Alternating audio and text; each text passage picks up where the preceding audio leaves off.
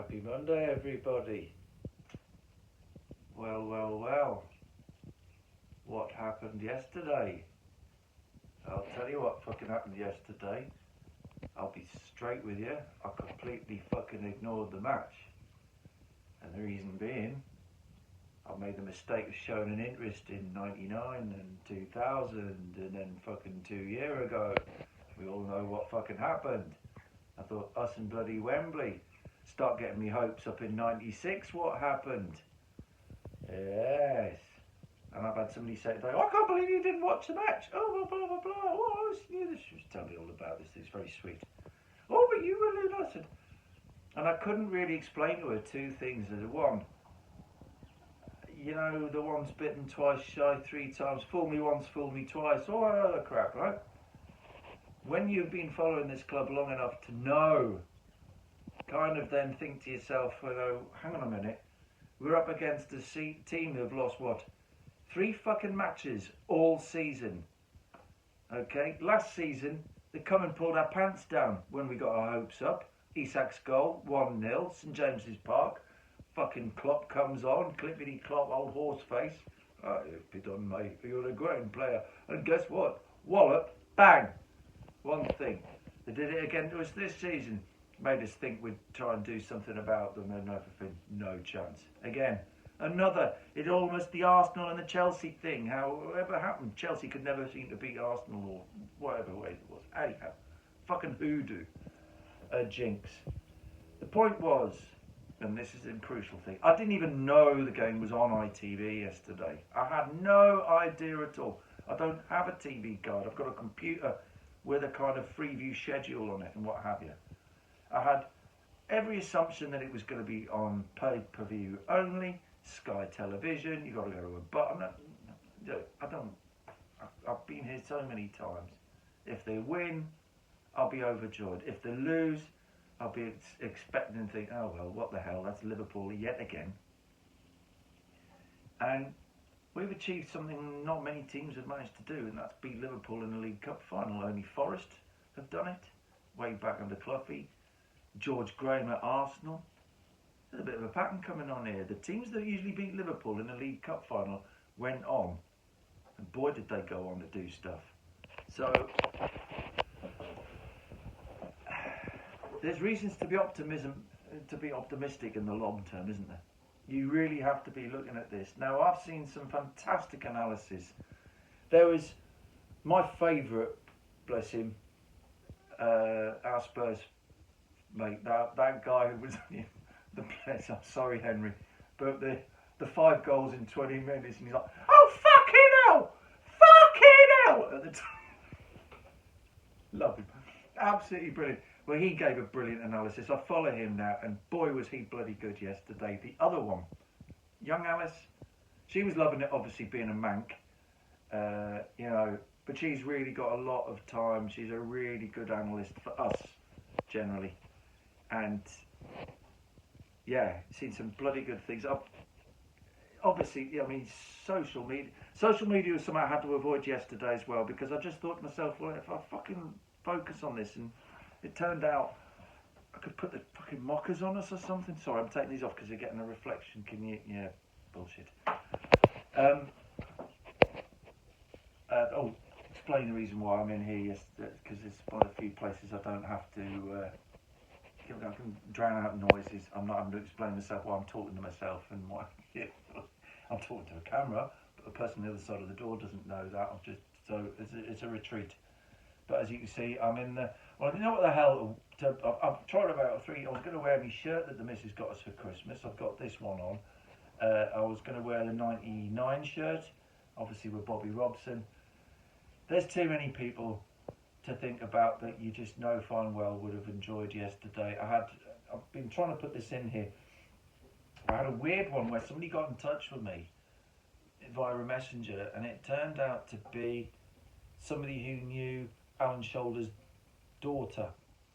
And Alan Shoulder's wife has since contacted me via messages, and of course she was obviously made up by the fact that, you know, I put a dedication to Alan on there, and he explained the reasons why, you know, how He was my first footballing hero in black and white. Peter Beardsley came along afterwards once Alan had obviously gone off to Carlisle. Ironically, Peter had been, for some of his career. Everybody who was connected with that club yesterday, in the past and the present, must have just thought. And do you know what's wonderful? I know we've had, since in this last few years, we've had a few of them, come out with the same tirade about bloody Saudi money, literally, blah, blah, blah, thing. It has been nice to see people that look over that, to see the footballing side and aspect of this, and now they've said, we've done this without any of the fraction other clubs have gone on to get their riches and their trophies. We've done it the fucking hard way. The main assets, if you think about the team that side we fielded yesterday, okay? Up front, Barnes and Isak, okay? Murphy was an original, so he doesn't come into that bracket. Joe Linton was an original, a pre-Eddie player. Shah was a pre-Eddie player. So Murphy, Joe Linton, Shah, Dan Burn was brought in, okay? Obviously, Livramento has come in. We would have had Lewis Hall instead of Trippier yesterday. I personally think Trippier made a massive difference to yesterday's game because he was fresh, he was passionate, he knew he wanted to avenge that in his mind 2 years previously, being the skipper, okay? So when you look at that backbone of that squad, yes, was brought in with Saudi money, but there was still elements of our old team in there that we've not been allowed to replace. When we have tried to replace it, you've got horrible greed merchants like that shithouse that runs Palace. Fuck him. He can keep his useless fucking captain as far as I'm concerned. Good luck. 70 million, you can get Ben. Fuck you. We had a player on the field yesterday, 65 and 70 million pounds, that made all the fucking difference. He was in the midfield. He's called Sandro Tonali.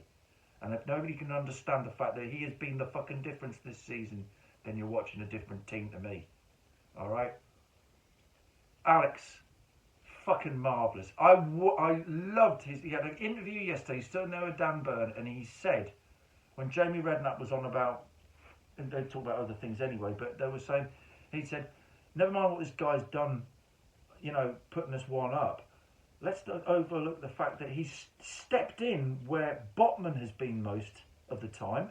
Botman's had the ACL, all right? Botman's been missing for most of this season. When he's come back, he's had something gone again. So we're literally having him the problems almost like, but not to the same level as you'd have with Wilson. I didn't even know Wilson had played yesterday. Must have got on and had a token kickabout. I'm pleased for Anthony Gordon, despite the stupidity and what had happened with Brighton, he's able to put that to rest and be there. He's enjoying his childhood team being beaten by the club he's playing for that gave him the fucking chance. And he was able to sit there, even though he wasn't on the field. He's still got them to that stage. Barnsley comes straight in, made a difference. You can look at that team yesterday and you can see that even people like Murphy, who've been lower end, fucking whatever you want to call them, that header, that assist to drop it down for Isak smack. I mean, Isak should have had a hat-trick, okay? When you look at it, Sandro should have opened the score and wasn't far fucking short with that shot early on, that speculative thing. Yes, they should have had a penalty. You could have been looking at 5-2. Easily 5-2.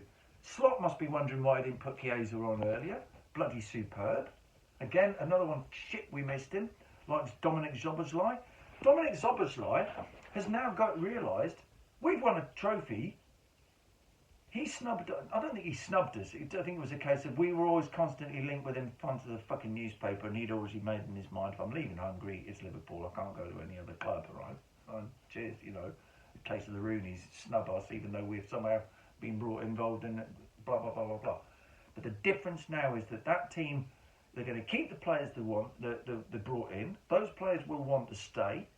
I nearly chills when I'd heard, things in Isak saying, no, I want to be here, and people are saying Isak's going to want to stay here, Sandro's definitely not going to up sticks and go. At least if Sandro puts in 2 years, you can feel to yourself, he's given us back the faith that we put into him over his misdemeanor and the betting nonsense stuff. The whole point is, sorry, hands. It's just incredible, you know. And I do think Sandro was the difference yesterday. I really do. Sandro's contributions are conspicuous in his absence. He doesn't make a fuss about being there. He's running over there to celebrate with the other players, but he's a team man. He's not a fucking, look at me, I'm a flaring individual. I love Bruno, but Bruno does that. Bruno was the one that wants to get all the spotlight on him. Whether it's a clever ploy to let Sandro then be the one that just is the engine room, he's the machine, he's the piece that you've seen, if you haven't already, the stuff he's done in a blue shirt or white shirt for Italy, and you're like, fuck, you know, we didn't need to worry about. I can remember it was, oh shit, there was that bloke that everybody got excited. I know Matty Renton got excited about this. Inter's central midfielder, and everyone was saying, "Oh wow, this bloke's all, oh, they're talking about buying him and blah, blah. We've got him already. He's called Sandro." And Milan were thinking, "Oh, he's damaged goods. He's got an addiction problem. Get rid of him. They're going to investigate him. Oh, he's no longer our problem. And we got cash out of you. Oh, and we knocked you out of the Champions League. Ha ha ha ha. We're going to cackle, cackle, cackle. Get fucked. Horrible club. You know, I'm no fan of Liverpool, but I still love the fact that Liverpool thumped those fuckers in 2005, 2 years before my son was born. I know Milan got the revenge and what have you, but it was still the way they got upended and pulled apart. Paolo Maldini, this blah-de-blah-de-blah. Oh, Shevchenko, blah, blah. No, fuck it. Liverpool, they have vagabonds who came in and they literally, you know, they just like they strip a car of its wheels and all its important stuff. They fucking ripped Milan to pieces. Okay, it was beautiful. But the whole way that came about yesterday was just incredible. And I'm watching the whole thing unfolding and thinking, that's made up for 99, for 2000, for the game 2 years ago, and almost saying we're going to turn up 6 times they were visited. This time we're actually here. This time we're going to be here. We aren't going home unless we put in a fucking shift. And they did more than put in a fucking shift. Nearly every one of those fucking players was there, in there explosively doing stuff. Livramento coming up, setting up the winner. Fuck, man. Livramento. You know, somebody Southampton didn't need or felt the need to sell. Wow, you know. And you wonder, if Gordon had been on that field yesterday, would there have been a difference? Could there have been a difference? Or would he have just... Barnsley was fresh. It was like Barnsley was playing his first game of the season. He's never been into things. But probably we've forgotten. It's probably Barnsley's first trip to fucking Wembley. If it isn't, I think he's been there with Leicester. Probably wouldn't it? But, you know, it's... Wow. To just... Bing! Come out of nowhere and start doing shit. The lad hasn't been given a chance with us yet. Because Gordon's hogged it. No, don't get me wrong. Gordon's been one of the revelations under Howe. Same way Joe Linton has, you know. But maybe Gordon needed a rest. He probably should have a 5-game fucking rest. They've got plenty of time now. That's it. You know, there's an England match at the end of the week. Bernie being part of the setup. You know, and I'd never have believed. We slated Burn last season. Part of the problem with Burn was that he had a terrible game against Luton. He wasn't particularly clever at home against fucking Forest. You know, and that Forest game, which should have been a guaranteed home 3-pointer, little did we know that they'd start being the team that Nuno's fucking rejuvenated that fucking club. How the hell are they in the top 3, 5, whatever? Wow, they were fucking relegation not that long ago. This has been the best thing that happened in the English league in I don't know how long. Outside of what we've just done yesterday. You know, but it's always made me think, I hope Brighton go on and win the FA Cup, because that's another thing that should really be happening. Let's get the cups into the teams that are fringe, but got good quality players. You know, Brighton, everyone thinks, oh, they'll rob all best players, they'll just go, well, hang on, they're still there. You know, for some reason, Fulham seem to have suddenly come bing out of the woodwork and are doing stuff. So, you know, and it's good because the English fucking league needs this. It needs us. It needs half a dozen teams to be given a challenge by the lower fringe sides, if you could call them that. You know, the clubs that they see us as being nothing more than fucking feeder clubs. We are not a feeder club anymore, and that's got to be fucking said. No longer a fucking feeder club. All right? If they want Isak, if they want Sandro, if they want Gordon, if they want Bruno, it's Real Madrid. It's the clubs that could afford us. Don't think they can. All right? And if they can try and do that, forget it. It'll be Saudi clubs coming in with the money. All right? But the players won't want to go out and play in a fucking ridiculous league where there's, you know, it's worse than the NASL of fucking 1970s, 1980s. Incredible. I mean, it wasn't just the way they went at them, it was the ruthless way they then blocked them out the other side, and Liverpool had no other idea. And for once, Slot was the one sitting there with no plan B, the way poor old Eddie's left with no plan B once they're behind. A la Manchester City a few weeks ago, that terrible weekend. But, you know, I saw a comment from various different. There was one young lad who on TalkSport yesterday. He said, "I couldn't give a shit about the rest of this season," and he's right, because what we've done is achieved exactly what we needed to do this season, and that's secure a space in Europe. That's the aim of this season. You know, however their position in the league would be very helpful. That would certainly. But sorry, I'm just wondering about. It's definitely not me. Sorry. We've achieved that goal, you know, and as Eddie has rightly said, we'll make the most of the fact that we've got a European spot via the Euro. And I personally think Cleveland's weighing about the Champions League, but I think the Europa League, for me, is a more winnable competition. It's more competitive, but it's more competable.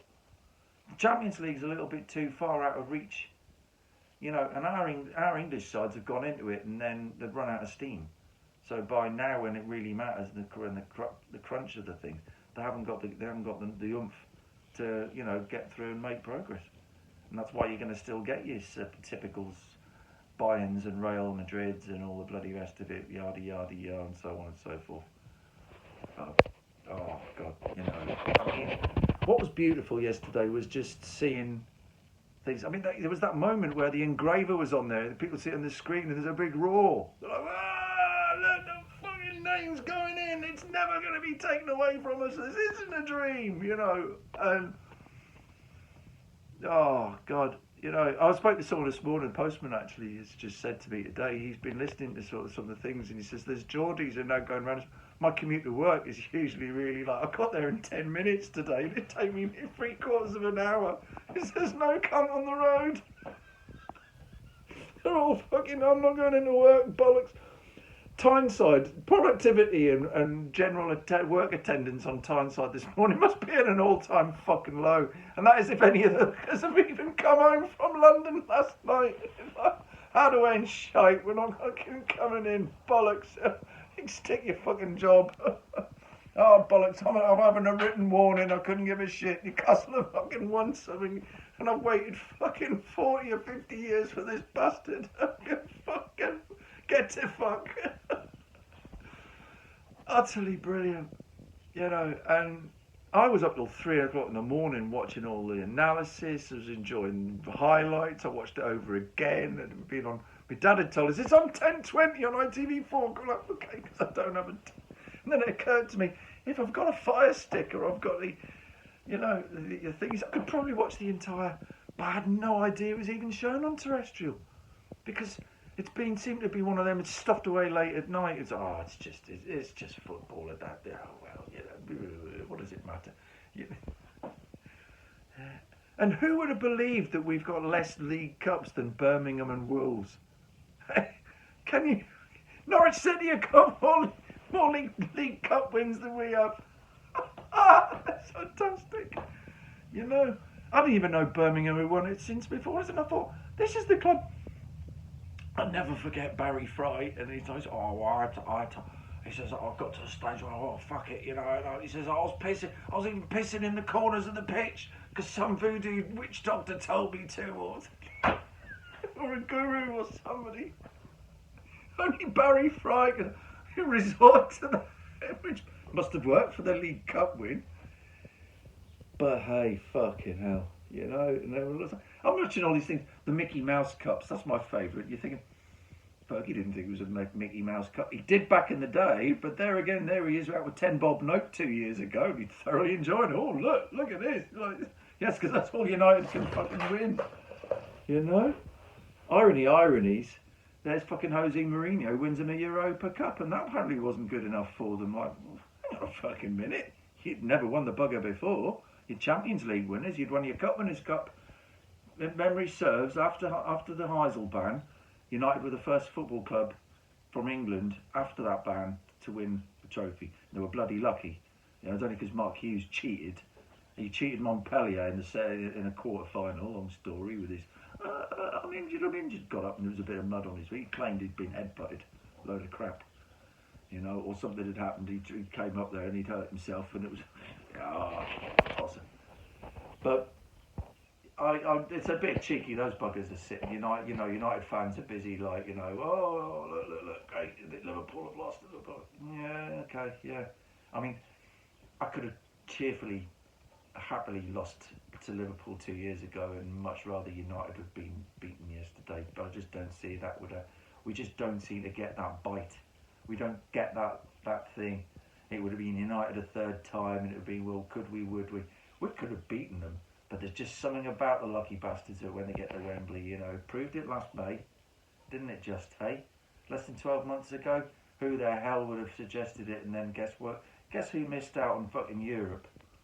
Yeah, well, it did away, but the thing I'd like to acknowledge, and this is important, we've moaned about Paris Saint-Germain, we've moaned about the whole thing with Mbappe, with the suspicious way that we somehow got knocked out of the Champions League last season. Well, Paris have paid us back, because the damage they must have done psychologically to Liverpool in midweek had obviously bounced onto them on Sunday. It could have gone two ways. They could have either thought, right, fuck it, we're gonna murder them, because we've been beaten in the league, in the European competition. We're out of Europe. Let's murder Newcastle. It seems to be as if it just had a opposite effect. It seemed to blast them from somewhere, and it just never showed up. You know. But I've never ever been so proud of my football club, even just for the fact that the team turned up. But it was the way they then turned up, and then it was like, we're going for this. You know, and for all the fucking bigots and everything out there, be reminded here that this is the first English manager to have lifted a domestic trophy in a very long time. From your times, Steve McLaren, I think it was, and I think Jamie Redknapp acknowledged that. He says, "Christ, isn't that bad?" My dad won an FA Cup with Portsmouth, or League Cup with Portsmouth. You know, so Eddie has taken, you know, it's a totally unfashionable thing. I'm picking out the washing earlier. I was just thinking this. Eddie's one of those that just keeps teams up. He does the things, he gets them, he steadies the ship, stops it being a bit rocky, smooths things off. No, he's gone on better there. So maybe he's learned something out of this. Maybe another thing. We've got to look at this another way. Oh, the dog, next door's dog. Maybe now we've got to look at this. Maybe players are going to want to come to Eddie because they're looking and thinking, well, he was shit. Look at what he's doing. What the hell's he doing with them now? You know. And that's got to come into it. You know, when he can rehabilitate Anthony Gordon, when he can sort out Joe Linton, all right, and then get a player like fucking, you know, Jacob Murphy to knock that ball down for us.